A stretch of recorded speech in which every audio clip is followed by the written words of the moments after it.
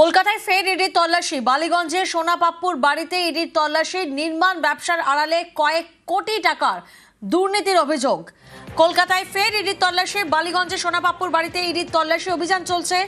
নির্মাণ ব্যবসার আড়ালে কয়েক কোটি টাকার দুর্নীতির অভিযোগ। টাকার খোঁজে সোনাপাপ্পুর বাড়িতে ইডির অফিসাররা। সুদীপ্ত প্রতিনিধি আমাদের সঙ্গে রয়েছেন। সুদীপ্ত, ঠিক কোন কোন জায়গায় ইডির তল্লাশি চলছে?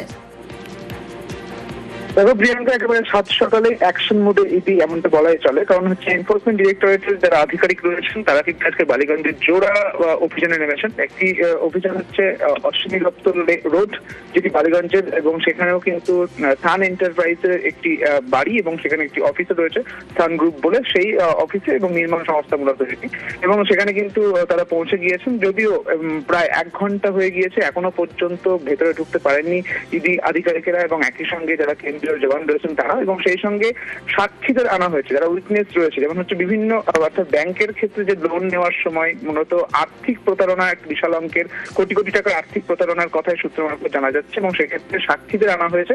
তারাও কিন্তু বাইরে বসে রয়েছে। এবং পাশাপাশি বালিগঞ্জের আরো একটি ঠিকানা, বিশ্বজিৎ পোদ্দার ওরফে সোনাপাপ্পু, সেই তার বাড়িতেও কিন্তু ইডির অভিযান চলছে। তিনিও নির্মাণ কাজের সঙ্গে যুক্ত।